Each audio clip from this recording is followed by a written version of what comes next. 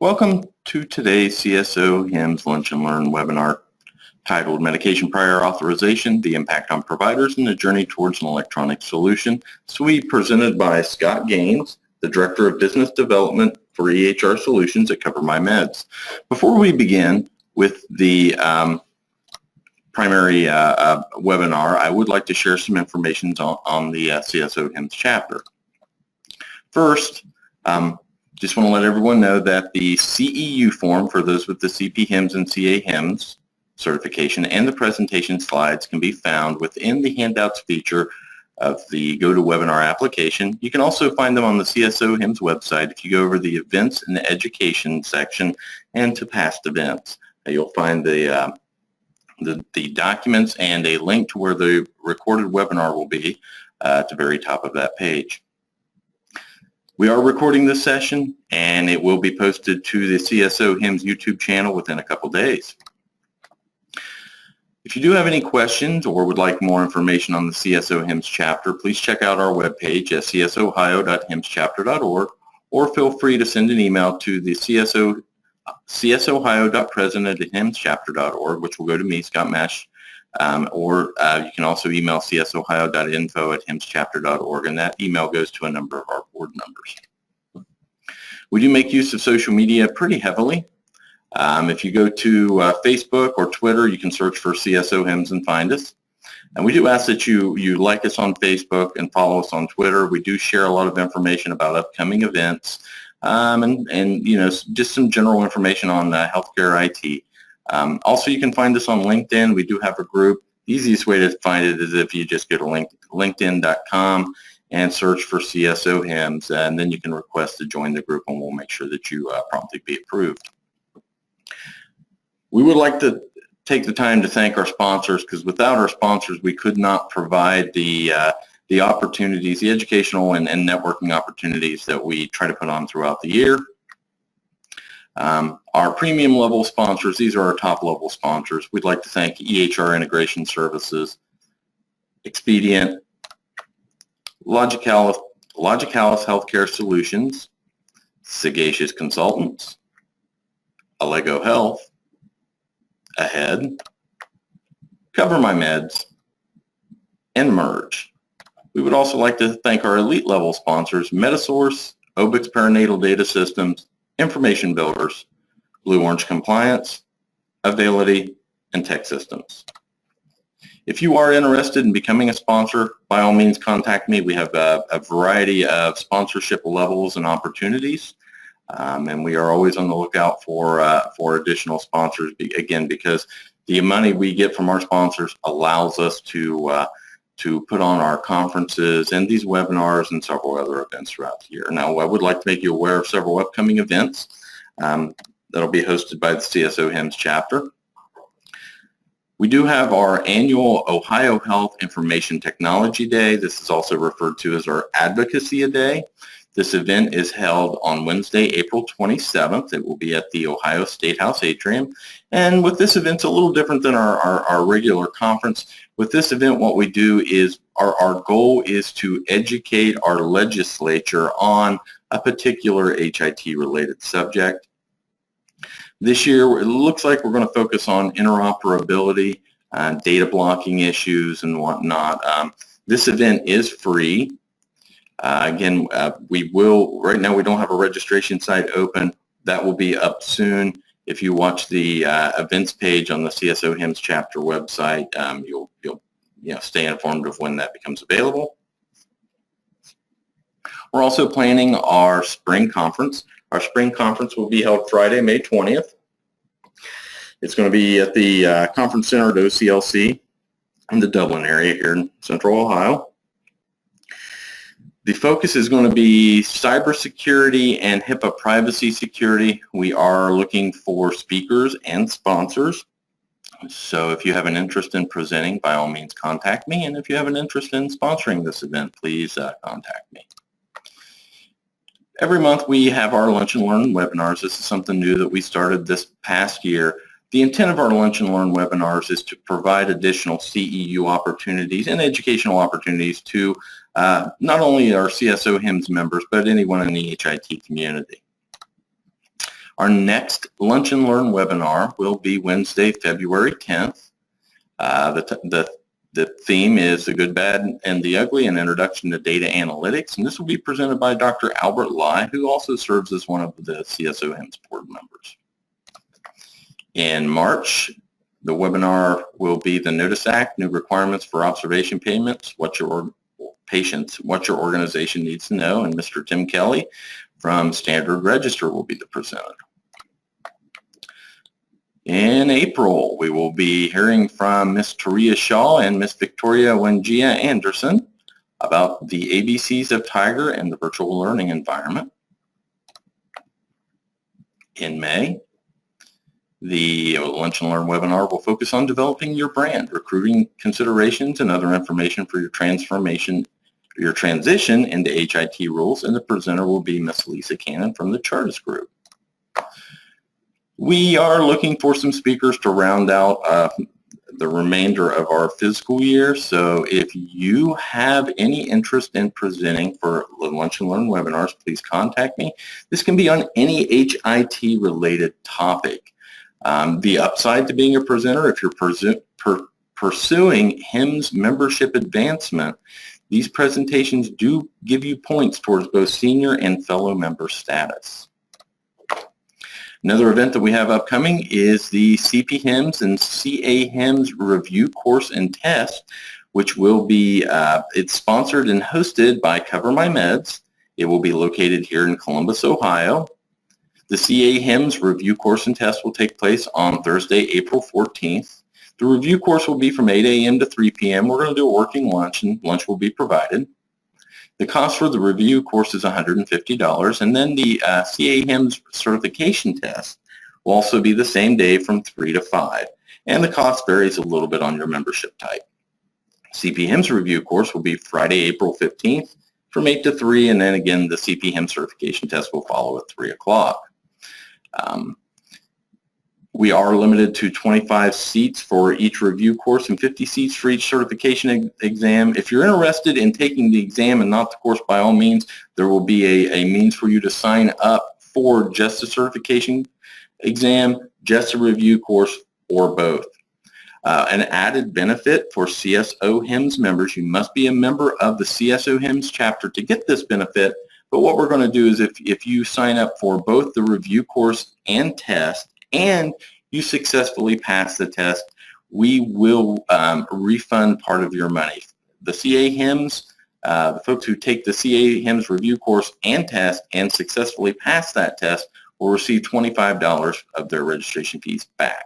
For the CPHIMSS, because the test is a little more expensive and it's a little more difficult of a test, we're going to return $50 to those that are successful. Don't forget about the HIMSS 16 National Conference, which will be held in beautiful Las Vegas, Nevada. This will take place from February 29th to March 4th. And at that event, the CSOHIMSS will be hosting a luncheon. We're trying to get the details nailed down, but we do know it will take place Tuesday, March 1st from noon to 1. We're trying to decide how many attendees that we'll be able to fund for that, but we're also working to partner up with NoHIMSS on this event. So keep your eye on the CSOHIMSS website for more information. Also, we partner with OHIMA on a lot of events throughout the year, so I wanted to share information on the OHIMA 2016 Annual Trade Meeting and Trade Show. This will be March 7th through the 9th at Hilton East. And now I would like to turn it over to Mr. Scott Gaines, the Director of Business Development for EHR Solutions at CoverMyMeds. And Scott, I'm unmuting you. His presentation today is titled Medication Prior Authorization, the Impact on Providers and the Journey Towards an Electronic Solution. Scott, I have made you the presenter, so you will need to share your screen. Just make sure that I've got you unmuted here. If you could say hi. I think you do. Thanks for that introduction, Scott. I appreciate it. The floor is yours. Thank you. And thank you for everyone online for sharing your lunch with me, if you will. Just a quick, more of a housekeeping item. I wanted to go over an agenda so everyone could know what to expect, what content we're going to cover today. The first is really the industry challenges. Why does prior authorization exist, essentially? After I cover that as an introduction, I'll cover some of the impacts of prior authorization on really all stakeholders, providers, pharmacists, and of course patients. After that, I'll do an introduction to the EPA standard, which has been around actually for quite some time, but is relatively new from an implementation perspective. After that introductions, I'll cover some of the EPA solutions that are out there, how they've been adopted by the different participants in the industry, and even cover a little bit of the results that we're seeing in the marketplace with the implementation of EPA solutions. And then lastly, I do want to leave probably at least 5 to 10 minutes for questions and answers. So first is the challenge. Why does prior authorization exist? I think anytime you do a PowerPoint presentation, you're obligated to include at least one cartoon. This one is actually very appropriate for the topic today. With the increase in specialty drugs, there are medications that can be life-changing for patients. You don't have to be an industry insider to have heard about the Hep C medication, Harvoni, as an example, that for some genotypes is actually curative. It does carry along with it a price tag in excess of about $80,000 though. So there is that cost that has to be managed by the system, and today we're going to talk about how prior authorization fits into that.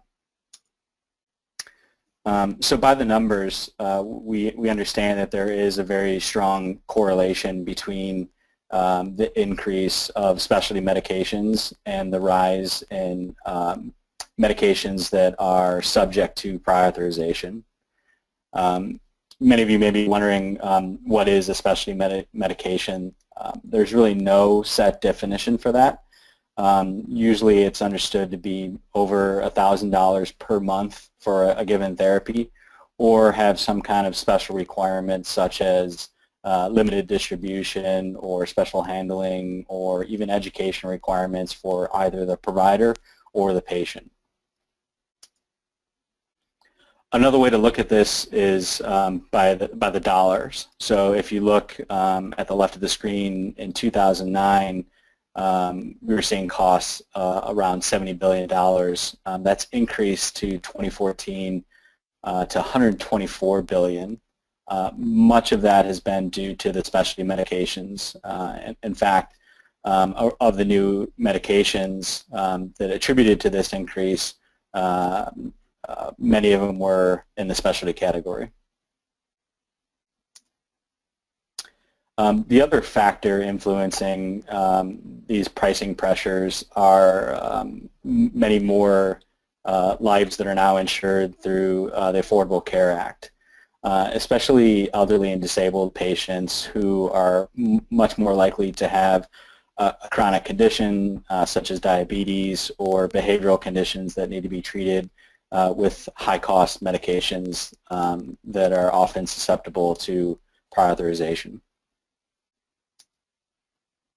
So what has the impact been? I guess just to make sure everyone's clear, if you don't know about medication prior authorization, it's essentially a way for a health plan to require a prescriber to justify one medication over another. This could be because of cost, which it often is, but it could also be because there may be more effective or equally effective alternatives, often at a lower cost.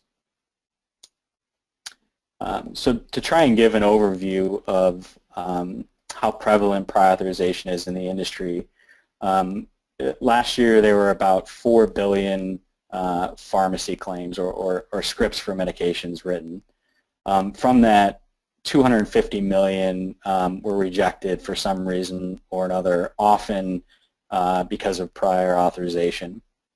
After that, we see a large drop-off that there were only 30 million prior authorizations submitted to, or prior authorization requests submitted to health plans.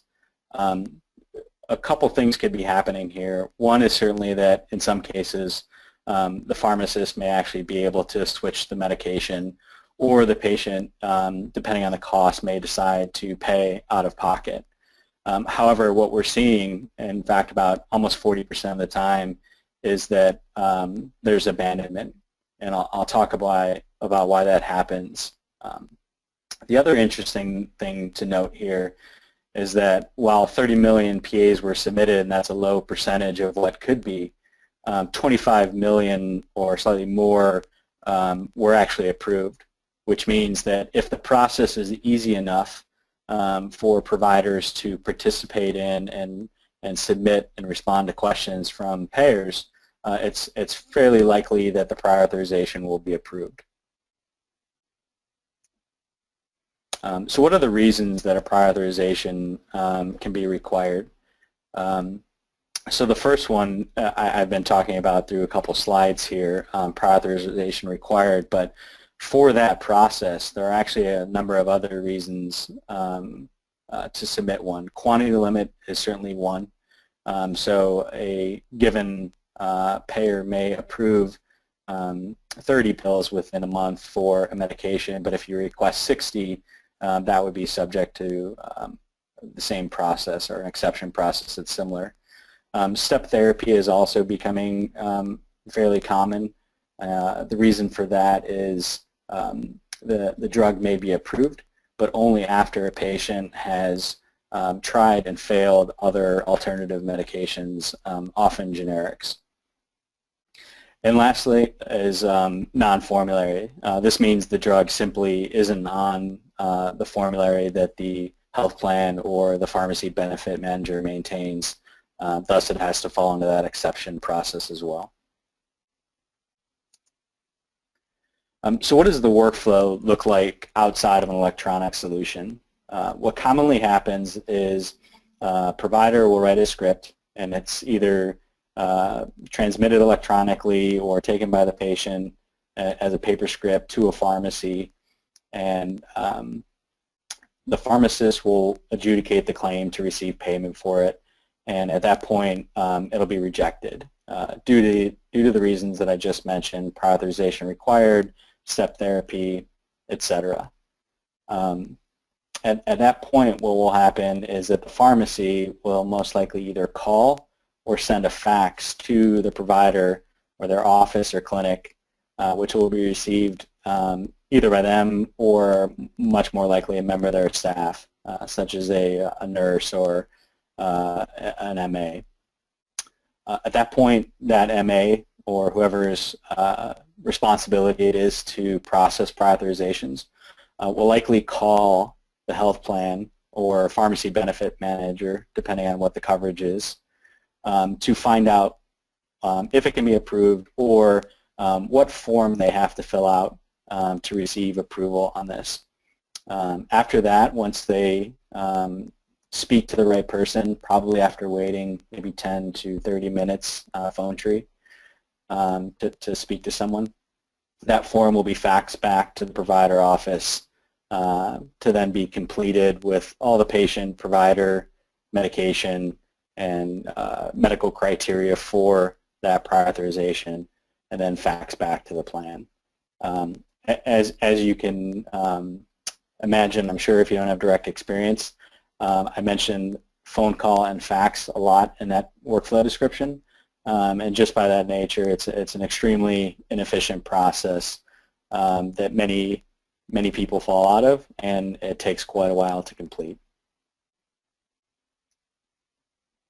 To somewhat quantify that, in a recent poll, about half of prescribers and their staff within their offices said they spent up to 20 hours a week addressing prior authorization. If you're part of a larger health system or IDN, you may actually have dedicated staff within a centralized operations center responding to prior authorization requests. This is also a pretty big burden on pharmacists. They spend about 5 hours a week on PA requests. To further quantify that, there's a study, and this is a little dated now, but 2012, a fairly comprehensive study that measured the impact of providers interacting with payers and health plans. Within that study, they noted that prior authorization is a large part of that cost and that interaction, which they quantified as a whole $37 billion or $82,000 per year per physician. If you think about that in comparison to, say, the meaningful use payments, it's a pretty big cost that potentially could be avoided if not significantly reduced. Very appropriate timing for this lunch and learn with CSOHIMSS. January is PA season. New patients are getting on health plans. Health plans have changes, medication formulary changes for pharmacy benefit managers often change in January, and there are also a lot of renewals. So for all these reasons, there's usually a quite significant increase in the number of PAs that are requested. To show the past couple years, within 2014 there was actually a 32% increase of the number of PAs, followed in 2015 by a 37% increase year over year, and most of the data and trends suggest that this will continue.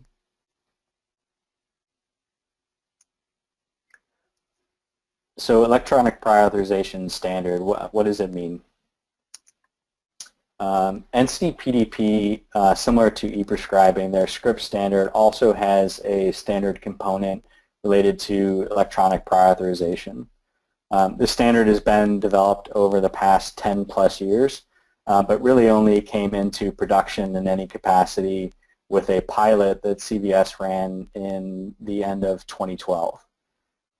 Since then, there's been increasing adoption, which I'll talk about, but really the goals of this transaction are a few. One, it's to make it a more real-time process. So rather than using faxes and submitting these over fax and maybe losing them and taking potentially a few days, 3 to 5 days to hear back from a payer, the goal is to codify all the information that could be required, all the questions that could be asked by a payer, and have it be a much more real-time process. On the provider side, what this means is that rather than using the formulary and eligibility information through the EHR to see whether or not a prior authorization is needed, or much more likely to just wait until you get a notification from a pharmacy after the script has been written, you'll actually be able to get very specific questions back for a patient, for a medication. So you're not filling out a form for everything that could be applied, but something specific to your patient in this scenario. So the way the transactions actually work, there are 4. The first one is for the provider to request a prior authorization. That transaction goes from the prescriber to the health plan, and at that point they say, no, this isn't my patient, or maybe no, prior authorization is not required in this scenario, or they'll return questions for the prior authorization. Once the provider receives those questions, they'll answer those questions, and then there'll be another transaction with the answers back to the payer.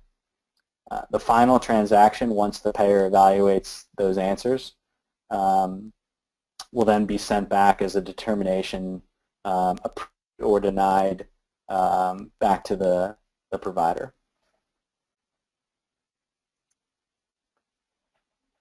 So since 2012, adoption has started to be fairly strong across all the industry segments. Really starting with pharmacy was probably the earliest to adopt. I will note that these numbers are represented by market share, and in order to be counted in the total, an entity just has to support some level of transaction to be live on it. It doesn't mean that they have the ability to support all of their transactions. They could still be working in a hybrid capacity. The bottom number also indicates the darker shaded region, which is the progress that's been made over the past year from Q1 2015. So as you can see, where pharmacy and plan PBM were the early adopters, EHR systems have been a little bit of a laggard to integrate this capacity or support this within their workflows. And that's mostly been due to competing priorities, especially with meaningful use. But as some of that is winding down, we're seeing a big increase in EHR adoption. So if this solution promises to solve a lot of problems and alleviate pain points on both sides of the equation, why hasn't it been adopted more broadly? There are a couple of reasons for that, depending on where you sit. From the payers, not all plans support EPA. So if you're a pharmacy benefit manager that is performing utilization management for a health plan, you need that health plan to give you criteria that can actually be converted into some kind of electronic format and uploaded into a system to make this work well. That's a pretty significant effort. Some of these health plans, if they have formal criteria that's written down, it's often in Word or PDF or Excel. So that's certainly a substantial effort. Also within the pharmacy benefit managers, some of them have acquired other companies and with that technology, so they may have multiple different systems managing different parts of their utilization management program, and specifically PA. And then lastly, for this to work well, it should be somewhat of a real-time process, at least for a response for whether a PA is needed and the questions for the provider to fill out. When that doesn't happen, there are challenges to user adoption and utilization. From an EHR perspective, as I mentioned, there are competing development priorities. There were more of an issue probably over the past few years, 2012 through 2014, than last year. We are seeing a pickup in this, but even with the intent and the interest, some of these EHRs do have fairly long development and release cycles. So from the start of a project, it may be many months to a year before the end users have access to that solution. And then lastly, once it is available in an integrated capacity through an EHR, the providers, if they have to do anything on their side, such as turn on and test an interface, those same resources are pretty taxed with other EHR optimization projects. So this just may take a backseat for a while. And then the last one, even when it is integrated, it's just awareness that the users that have been responding to prior authorizations have been doing this by fax and phone for so long they may not be aware that an electronic alternative exists, and they may need to change their workflow slightly.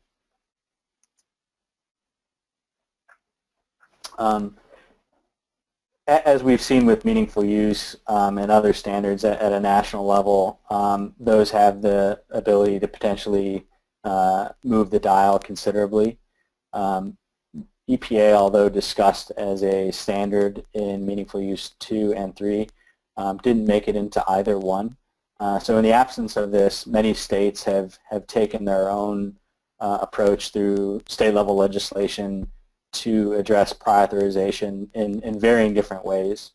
I'll give a couple of examples. In California, to alleviate the pain of prior authorization, they implemented legislation to require a universal form, which you would think would make it much more easy to complete, but what actually happened was that form became the request for the actual information that the payer needed. So it somewhat delayed the process in just a different way. In Minneapolis, they had a January 1st mandate for everyone to support electronic prior authorizations, both from a payer and provider perspective. Ohio does actually have pending legislation in the form of a state bill. However, it has not been published yet, so the details are still not known at this time. Just a few takeaways about that. I'm sure we'll be posting updates to the Ohio legislation as they become known, or if it makes it to a vote. I think everyone should also keep an eye on meaningful use. I know there was an update just yesterday at the JP Morgan conference, healthcare conference in San Francisco, where CMS announced that they believe there's a good chance that meaningful use may be winding down in 2016. So the opportunity to make this part of meaningful use stage 3 may be disappearing, but there are other avenues for that. So from a solution perspective, what does this and what should this look like? In order to be successful and move away from the status quo or the current process, there really has to be 3 key components of any EPA solution. The first is all payer support. So right now, many health plans and some PBMs offer their forms online on their website. Some even have the ability to complete them electronically on their website instead of just downloading, printing, and faxing back. The problem is if you're a prescriber or someone supporting that prescriber, you would have to go out to many different websites continually, and it's just a difficult task to do. So to aggregate that all in one place is important, and since not all plans and PBMs support EPA, you have to have a solution that works for the ones that don't. The second is a retrospective process. As I mentioned a little bit earlier, pharmacies were the quickest to adopt an electronic solution. So many of them have the ability to actually start a prior authorization on a provider's behalf. Once that's done, it can be sent to the provider so that they can complete it, answer any questions, and submit it to a plan. So supporting this electronic workflow is really the second key component. The third, and the direction everyone wants to go in, is a prospective, which essentially means that this process starts and hopefully is completed before a rejection occurs at the pharmacy. And really what we're aiming for here is to completely eliminate that situation where a patient shows up to the pharmacy, they can't receive their medication unless they pay out of pocket, and they don't come back. There are many reasons for this. Elderly patients may have a difficulty getting to the pharmacy, or there's someone who may not want to be taking the medication or have other adherence challenges, and we just gave them a very good reason not to start the therapy. So what does the retrospective workflow look like? Essentially, when that prescription is sent to the pharmacy and a rejection occurs, at that point, the pharmacy within their pharmacy management and dispensing system could trigger the start of a PA, pulling in all that information from the rejected claim, the patient, the provider, the medication info, anything received back from the payer as to why it was rejected. That could be then sent to a prescriber where they simply validate that information and then answer any questions, medical criteria questions, and then submit that back to the plan.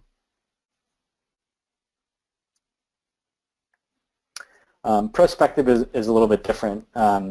With Prospective, you're hoping to avoid that retrospective process by starting the PA while you're prescribing the medication. So you should see an indicator if a prior authorization is required within the e-prescribing workflow, and then either choose to, or maybe in some cases automatically start that process. It's fairly common not for the prescriber to actually answer those questions right there, but for it to be routed to some type of task list for a nurse or an MA or someone else to then complete those questions and monitor for a determination. If the process is electronic, the plan may respond right then, and hopefully before the patient picks up the prescription at the pharmacy, the full loop will be completed and the prioritization will be approved. So just to quantify where we are from a retrospective versus prospective, the most current data as of the end of 2015 suggests that about 71% of prioritizations are retrospective or started by the pharmacy. It is important to note, though, that the 29% of the prospective may actually be outside of electronic process, so that number may be a little bit smaller of truly prospective physician-initiated. On the right side of the screen, this just further quantifies it. You could see that while the number of electronic prioritizations are growing quickly year over year in total, the number of prescriber or physician-initiated prioritizations is growing faster as a percentage of the total.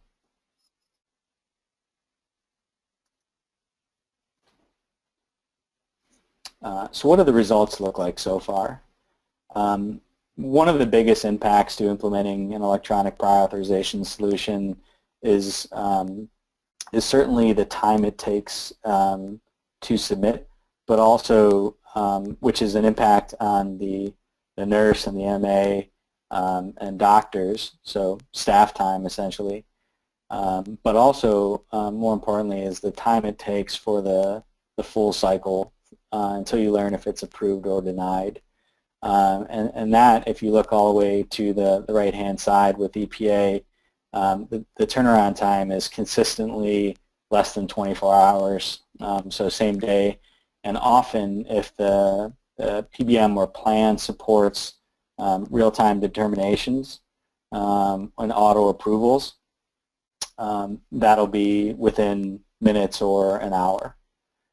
It is important to note that when something is possibly going to be denied, it's usually required that someone reviews that prior authorization before denying it, and that's where the additional time takes is seen even with the electronic solution.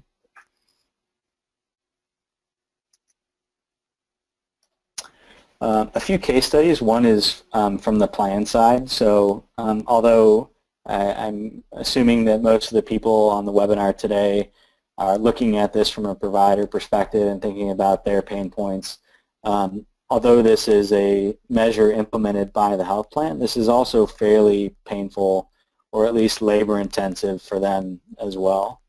So they're also looking to gain efficiencies by implementing an electronic solution. This example is of a regional Blue Cross Blue Shield plan who implemented the solution in June of 2014. And you could see the adoption within the user base or the provider base. But more importantly is the percentage of real-time approvals, which was very quickly up to 35%. From a health system perspective, as I mentioned, cost is definitely something that can be seen right away, cost savings from a staff perspective. A third-party study saw a reduction from $18.53 from each person that touched a single prior authorization down to $5.20 with an electronic solution implemented. This was part of a study conducted at Metro Health, which is NOHIMSS, not CSOHIMSS, but close enough, still in Ohio here. They implemented a portal solution for EPA, and during a pilot for that solution, recognized $95,000 in cost savings, both due to staff time as well as reduced printing from faxes and related documentation. When they implement, which has already started, an EHR integrated solution, in this case they use Epic, the integrated solution through Epic is projected to save $1.5 million in year one with a full enterprise rollout. So I think these costs are pretty easily identifiable and tracked, but there are other positive impacts to implementing a prior authorization solution. One is simply patient satisfaction.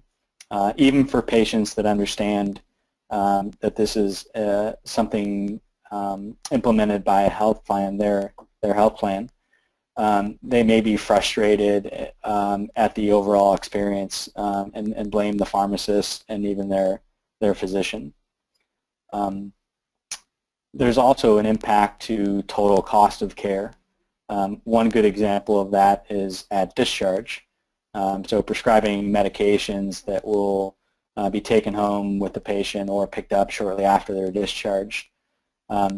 Many care coordinators and case managers today are forced with a difficult decision of holding that patient until they know that the medication is going to be approved, and thereby increasing length of stay at maybe $10,000 to $12,000 a day, or releasing that patient before it's been the prior authorization has been approved, and there you're risking the patient never picking up the medication, which could lead to health complications, including a readmission, which then, at least under meaningful use, you could be subject to penalties if that rate is too high.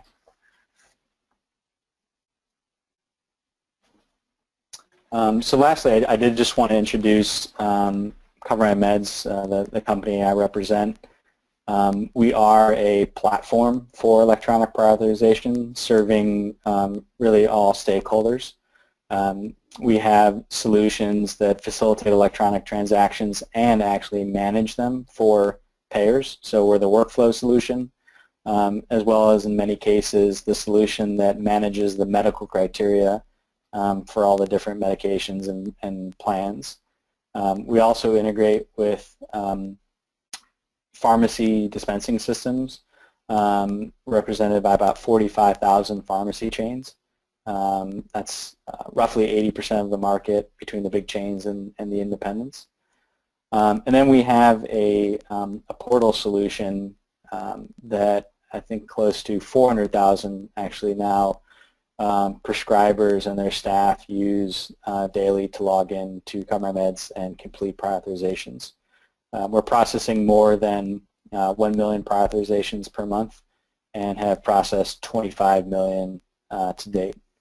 The next phase of growth within our company, which started about 18 months ago, is integrating our platform into leading EHRs. To date, that's done in Epic, Allscripts, Cerner, and a few other large EHR integrations.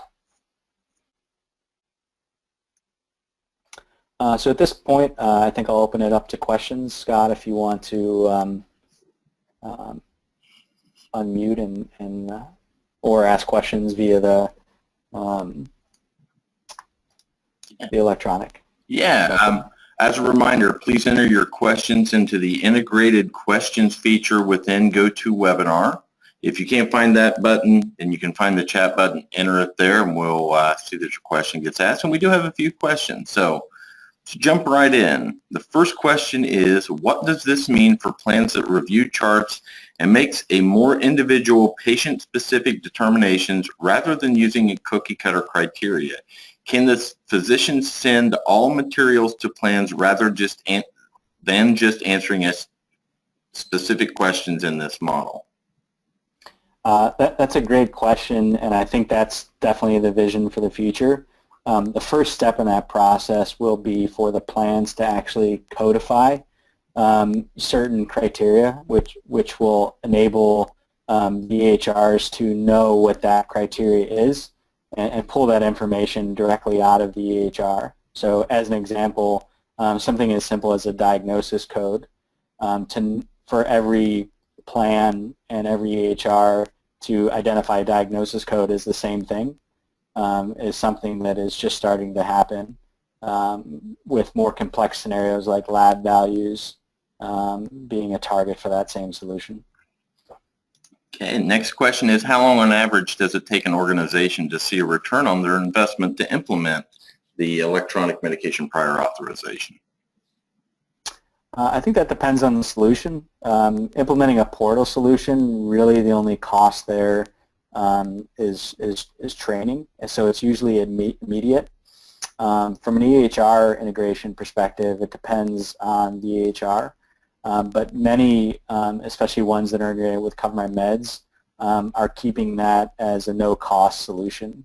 So for an EHR integration perspective, you're typically just looking at your internal resources, the time it takes them to turn on and, more importantly, test the interface. Okay, the last question that we have at this minute is, why is CVS Caremark partnering with CVS on the PBM side but not the pharmacy side? Is that expected soon? That's a good question. So whoever asked that question knows CoverMyMeds fairly well. CVS is the only major pharmacy chain that hasn't implemented support for CoverMyMeds retrospective process.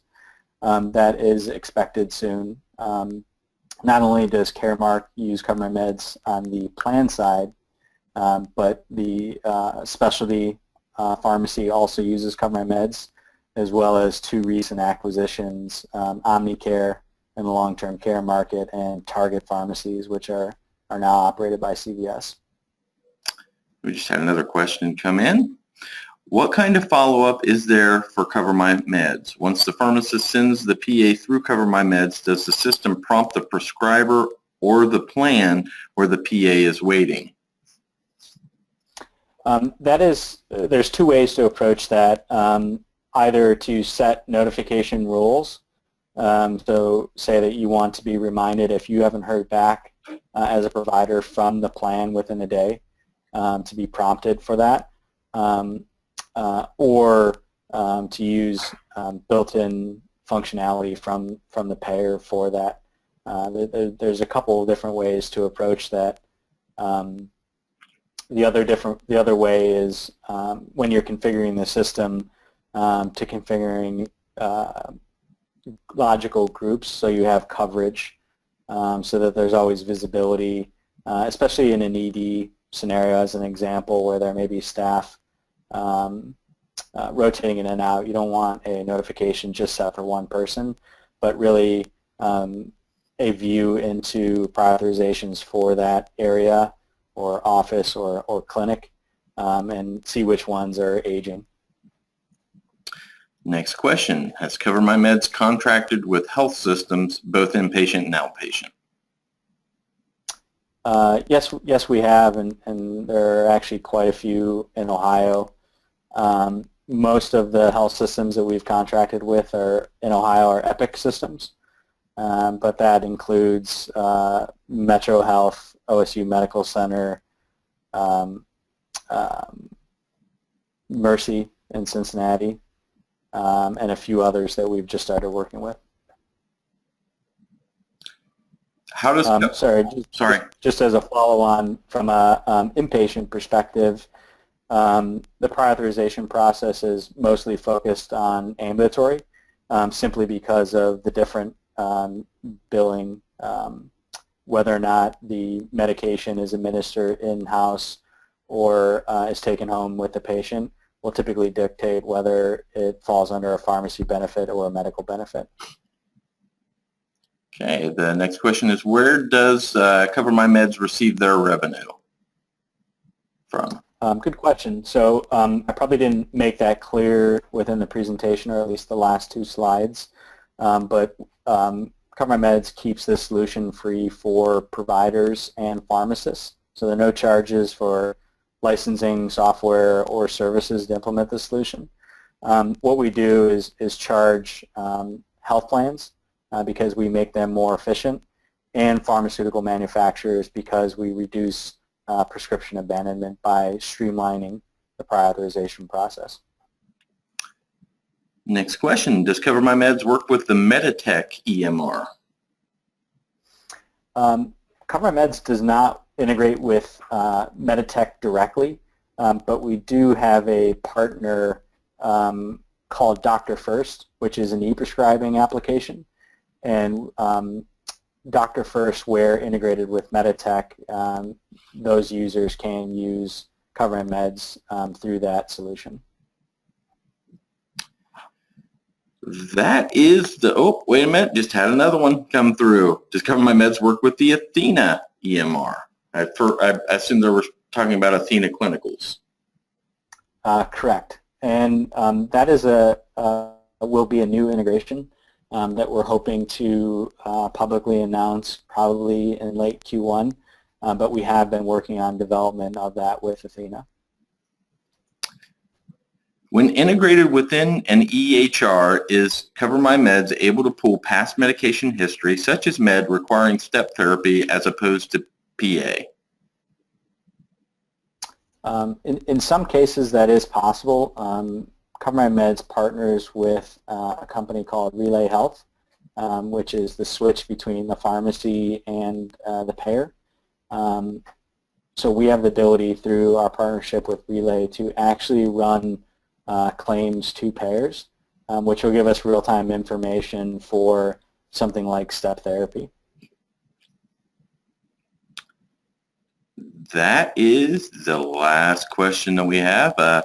Scott, I would like to take this time to thank you for serving as a presenter today and then, hanging around to answer all the questions. And also I would like to thank the CoverMyMeds organization for being one of our sponsors in the past and also sponsoring our the CPHIMSS, CAHIMSS certification test and some future events we have lined up. We very much appreciate it here at CSOHIMSS. Thank you, Scott. And to all attendees, again, these the handouts are posted to the CSOHIMSS website, as is the CEU form. A recording of this webinar will be uploaded within the next couple days to the CSOHIMSS YouTube channel.